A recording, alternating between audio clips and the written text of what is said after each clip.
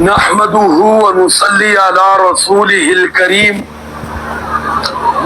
اما بعد فاعوذ بالله من الشيطان الرجيم بسم الله الرحمن الرحيم بل هم في شك يلعبون فارتقب يوم تأتي السماء بدخان مبين يغشى الناس هذا عذاب علیم صدق اللہ العظیم. درود شریف پڑھ. اللہم صل علی محمد وعلی آل محمد کما صلیت علی ابراہیم وعلی آل ابراہیم انک حمید مجید. اللہم بارک علی محمد وعلی آل محمد کما بارکت علی ابراہیم وعلی آل ابراہیم انک حمید مجید. 25واں پارہ سورۃ الدخان آیت نمبر 9 10 11 رکوع نمبر 1. گزشتہ 2 سبقوں میں اللہ رب العزت نے قرآن مجید فرقان حمید کی حقانیت بیان فرمانے کے بعد اپنی کچھ صفات ذکر فرمائی تھی اور پھر فرمایا تھا لا الہ الا ہو کہ نہیں ہے کوئی الہ کوئی معبود سوائے اللہ کے. وہی زندگی بھی دینے والا ہے اور موت بھی دینے والا ہے. اور فرمایا مشرکوں کو کافروں کو کہ تمہارا رب بھی وہی ہے اور تمہارے باپ دادوں کا رب بھی وہی ہے. لیکن مشرک لوگ ضد پر ہر دھرمی پر اڑے ہوئے تھے تو اللہ رب العزت نے فرمایا بل ہم فی شک یلعبون. یہ جو نہیں مانتے اللہ رب العزت کو وحدہ لا شریک، فرمایا یہ لوگ تردد میں پڑے ہوئے، شک میں پڑے ہوئے اور یلعبون اتنی قیمتی زندگی کو کھیل تماشے میں لگایا ہوا ہے. فرمایا فارتقب، اے محمد صلی اللہ علیہ وسلم آپ انتظار کیجیے، یعنی ان کو ان کے حال پہ چھوڑ دیجیے. یوم تأتی السماء بدخان مبین، فرمایا کہ ایسے دن کے لیے کہ جو لائے گا آسمان پر واضح کھلا دھواں. دخان کا معنی دھواں ہوتا ہے. آج کے سبق کا موضوع ہے مشرکین کا تردد. موضوع کیا بولو بھائی؟ مشرکین کا تردد، اس کا معنی شک. تو اسلام شک کو پسند نہیں کرتا، شکی آدمی کو لوگ بھی پسند نہیں کرتے. اسلام کامل یقین چاہتا ہے کہ اللہ رب العزت کو مانو پورے یقین کے ساتھ. پیارے آقا صلی اللہ علیہ وسلم کو نبی پیغمبر خاتم النبیین مانو پورے یقین کے ساتھ. وقوع قیامت کو مانو پورے یقین کے ساتھ. قرآن کو اللہ کا کلام مانو پورے یقین کے ساتھ. یہ نہیں کہ ہوگا، شاید قیامت آئے گی، شاید حضور آخری نبی ہو. اسلام اس کو نہیں پسند، ایسے شخص کا ایمان نہیں. تو بہرحال فرمایا کہ ان کو ان کے حال پہ چھوڑ دو. اب یہ دخان کیا ہے؟ دھواں 2 طرح کا ہے. روایات میں آتا ہے کہ ایک تو قرب قیامت کی نشانیوں میں سے ہے کہ دھواں پھیل جائے گا اور مسلمانوں کے لیے فرمایا وہ معمولی ہوگا، بس نزلہ زکام سا لگے گا، اور کافروں کے لیے جان لیوا ہوگا. دوسرا اس کا معنی قحط سالی کا دھواں. یہاں کون سا مراد ہے؟ قیامت کیا ہے؟ یہ قحط سالی کا ہے. تو حضرت عبداللہ بن مسعود رضی اللہ تعالیٰ عنہ کی روایت کے مطابق یہ قحط سالی کا دھواں ہے. ایک مرتبہ کوفہ میں تشریف فرما تھے، جس طرح مدینہ سے کوفہ چلے گئے تھے اور خود نہیں گئے تھے. کوفہ کے لوگ حضرت عمر بن خطاب رضی اللہ تعالیٰ عنہ کے دور خلافت میں حضرت عمر رضی اللہ عنہ کی خدمت میں حاضر ہوئے تھے. حضرت عمر رضی اللہ تعالیٰ عنہ کے کارناموں میں سے کارنامہ یہ بھی تھا کہ جب آبادی بڑھ جاتی تو نئے شہر قائم کرتے تھے, وہیں لوگ گھسے نہ رہیں, تاکہ لوگ آسانی کے ساتھ سہولت کے ساتھ اپنے معاملات کریں. تو کوفہ کو بھی آباد کیا گیا. کوفہ والے آئے اور آ کر عرض کیا حضرت ہمیں کوئی معلم دے, کوئی استاد دے. تو حضرت عمر رضی اللہ تعالی نے فرمایا کہ میرے پاس جو معلم ہے مجھے خود ان کی ضرورت ہے. یاد رکھنا دو شخصیت ایسی تھی کہ عمر رضی اللہ تعالی نے حکم ارشاد فرمایا ہوا تھا کہ یہ دو مدینہ سے میری اجازت کے بغیر کہیں نہ جائیں, سفر پہ بھی جائیں تو مجھے بتا کے جائیں. ایک عبداللہ بن مسعود رضی اللہ تعالیٰ عنہ اور ایک حضرت علی المرتضیٰ شیر خدا رضی اللہ تعالیٰ. فیصلہ کرنے میں حضرت علی رضی اللہ تعالیٰ کا ثانی کوئی نہیں تھا, یعنی کسی بارے میں بھی کوئی آ کر فیصلے کا معاملہ ہوتا تو جتنا ہی پیچیدہ کیوں نہ ہوتا حضرت علی رضی اللہ تعالیٰ اس کی تہہ میں پہنچ جاتے تھے. اور علم میں حضرت عبداللہ بن مسعود رضی اللہ تعالیٰ کا ثانی کوئی نہیں تھا. وجود کے اعتبار سے ان کا علم زیادہ تھا. یہ پیارے آقا صلی اللہ علیہ وسلم کے وہ صحابی ہیں کہ بچپن میں اسلام لائے. اسلام لانے کا واقعہ ٹائم نہیں ہے, پہلے سنا بھی ہوگا, کبھی جمعے میں پھر ذکر کر بھی دیں گے. بچپن میں پیارے آقا صلی اللہ علیہ وسلم کے ساتھ جڑے, پھر حضور کے خادم بن گئے, اور پھر تا زندگی حضور آقا صلی اللہ علیہ وسلم کی, کیونکہ یہ تو حضور کے بعد بھی حیات رہے, حضور کے ساتھ ہی رہے. حضور کا جوتا مبارک, نالین مبارک, حضور کی مسواک مبارک, حضور کا وضو کا برتن عبداللہ بن مسعود کے پاس ہی ہوتا.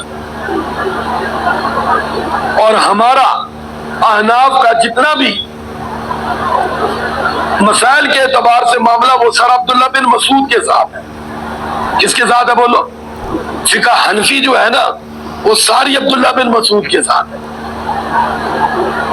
اس لیے ہمارا کوئی معمولی سند نہیں ہے. ہمارے ہر معاملے یہ جو ہم نماز پڑھتے ہیں نا بغیر رفع دین کی, یہ نماز عبداللہ بن مسعود رضی اللہ تعالی نے خود لوگوں کو فرمایا تھا تمہیں بتاؤں حضور کیسے نماز پڑھتے تھے. یہ کون شخص بتا رہا ہے؟ سارے بولو جو ہمیشہ ساتھ رہے. سارے بولو جو جی ساتھ رہے. اب مثال طور پہ جس طرح یہ ماسٹر صاحب ہے, طاہر صاحب ہے, اب فجر میں تو باقاعدہ ہی ہوتے ہیں کیونکہ ریکارڈنگ کرتے. اب اگر درس کے حوالے سے جو بات یہ نقل کریں, ذکر کریں, تو یقیناً آپ لوگوں سے زیادہ وہ معتبر ہے. کیوں؟ ایک تو ریکارڈنگ کرتے اور گھر جا کے پھر دوبارہ سنتے ہیں ساری, پھر اس کو دوبارہ سیٹنگ کر کے چلاتے ہیں. تو آپ خود سوچو, عبداللہ بن مسعود رضی اللہ تعالیٰ حضور کے ہمیشہ یوں ساتھ ہیں. اور یہ وہ صحابی تھے کہ جن کے بارے میں حضور نے فرمایا تھا عبداللہ جب تم میرے پاس میرے گھر میں آنا چاہو, یہ تمہیں پتا ہو محمد صلی اللہ علیہ وسلم گھر میں موجود ہے, تو تمہیں دستک دے کر انتظار کرنے کی ضرورت نہیں, آ جایا کر. باقیوں کو حکم تھا دستک دو, بات ذہن میں رکھے, دستک دو. اندر سے آواز آئے, بلایا جائے, پھر اندر اور اتبار کرے. یہ وہ صحابی کیا نام ہے بولو؟ عبداللہ بن, نام ذہن میں رکھے. اس لیے اپنے فقہ حنفی کے مسائل کو معمولی نہ سمجھے. ہمارے ایک نوجوان اب عجیب بات ہے 4 جماعتیں پڑھ لے تو اسلام پہ ریسرچ شروع کر دے. حالانکہ اسلام پہ ریسرچ تو میرے بھائی مولانا تقی عثمانی صاحب نے بھی نہیں, وہ بھی اپنے بڑوں پہ اعتماد کرتے. کیا کرتے بولو؟ تو نوجوان کہنے لگا کہ میں نے 4 سال اسلام پہ ریسرچ کی. تو اب صاحب رفع دین تک پہنچا ہے 4 سال کی ریسرچ پہ. اور ریسرچ کیا کی؟ کہتا میں نے نیٹ پہ پورے عرب کو دیکھا ہے, نیٹ پہ یہ اسلام کی ریسرچ ہو رہی. ظالم تو نے اسلام کی ریسرچ کرنی ہے, قرآن پہلے پڑھا. کیا پڑھ بولو؟ حدیث رسول اللہ پڑھ, چاروں فقہ پڑھ. تیری زندگی گزر جائے گی, تجھے سورۃ بقرہ ہی سمجھ نہیں آئے گی, کیونکہ تو خود پڑھنا چاہے گا, خود پڑھنے سے نہیں آتی.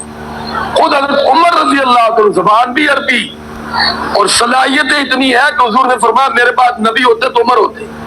وہ فرماتے سورۃ بقرہ میں نے 12 سال حضور سے 12 سال کے عرصے میں پڑھی. کتنے سال بولو؟ بہت بڑا عرصہ ہے. پڑھانے والے پاک پیغمبر صلی اللہ علیہ وسلم، پڑھنے والے عمر. وقت کتنا لگا بولو؟ 12 سال. قرآن کتنے عرصے میں اترا بولو؟ 23 سال میں. 23 سال میں قرآن مکمل ہوا ہے. ہاں جی. بہرحال اللہ اس ریسرچ ہمیں بچائے. اپنے بڑوں پر اللہ تعالیٰ نے اعتماد کرنے کی توفیق عطا فرمائے. عبداللہ بن مسعود رضی اللہ تعالیٰ کے بارے میں حضرت عمر نے فرمایا کہ یہ چاہیے تو مجھے، کیونکہ جب مجھے کوئی مسئلہ درپیش آتا ہے تو میں عبداللہ بن مسعود سے پوچھتا ہوں. یہ تو عمر فرما رہے جو عبداللہ تم بتاؤ اس حدیث کے بارے میں، قرآن کی آیت کے بارے میں حضور نے کیا فرمایا. کس سے پوچھتے تھے بولو؟ عبداللہ بن مسعود. اتنے بڑے آدمی ہیں صحابہ، لیکن فرمایا کہ تمہیں بھی ضرورت ہے، تو میں اپنی ضرورت کو پیچھے رکھتا ہوں، تمہاری ضرورت کو آگے رکھتا ہوں. انہوں نے پھر کوفہ میں بھیجا تھا حضرت عمر رضی اللہ عنہ. تو یہ کوفہ میں ایک جگہ آرام فرما رہے تھے کہ ایک شخص نے آ کر ذکر کیا کہ حضرت ایک شخص وائز کر رہا ہے، بیان کر رہا ہے، اور وہ کہہ رہا ہے کہ یہ دخان جو سورۃ الدخان میں لفظ ہے اس سے مراد قیامت کا دھواں ہے. حضرت اٹھ کے بیٹھ گئے، لیٹے ہوئے تھے. فرمایا کہ کسی معاملے میں جب علم نہ ہو تو کہنا چاہیے واللہ اعلم. کون جانتا بولو؟ فرمایا تکلف نہیں کرنا چاہیے. پھر پیارے آقا صلی اللہ علیہ وسلم کے حوالے سے آیت پڑھی قل ما اسألکم علیہ من اجر وما انا من المتکلف. حضور نے فرمایا کہ میں اس دعوت پر لوگوں تم سے کوئی اجرت نہیں لیتا، لیکن میں کوئی بھی مسئلہ بیان کرنے میں تکلف بھی نہیں کرتا. جس کے بارے میں علم ہو بتاتا ہوں، نہ علم ہو خاموش رہتا ہوں، وہی کا انتظار کرتا ہوں. تو اس امت کو بھی سبق دیا ہے کہ جس مسئلے کے بارے میں علم نہیں وہ مجھے نہیں پتا.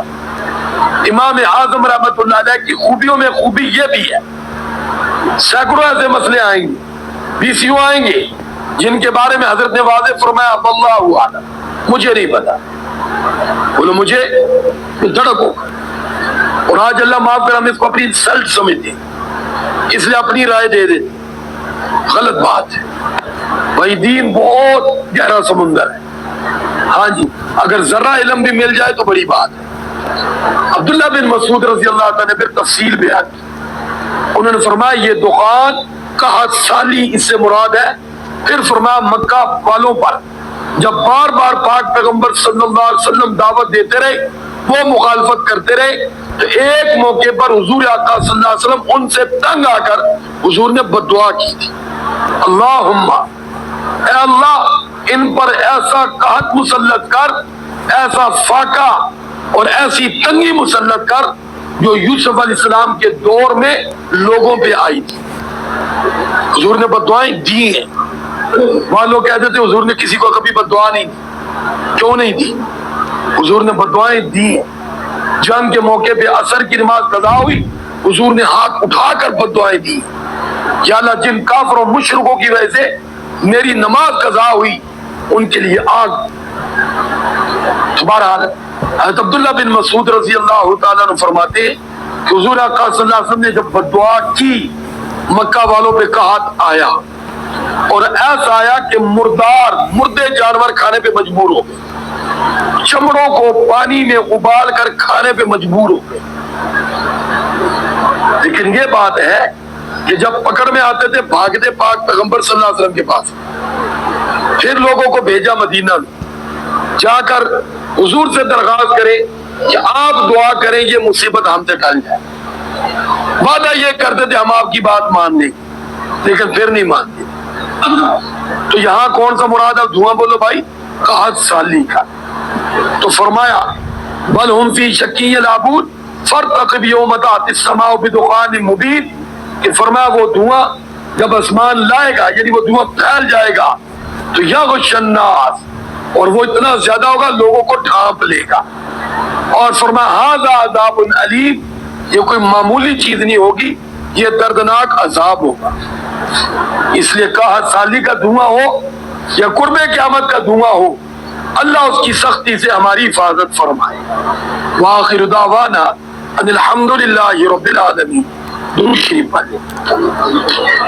اللہم صلی علی محمد وعلی آل محمد کما صلیت علی ابراہیم وعلی آل ابراہیم انکا حمید مجید.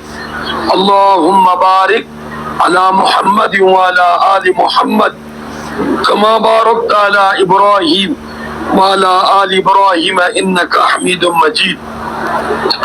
لا الہ الا اللہ محمد رسول اللہ.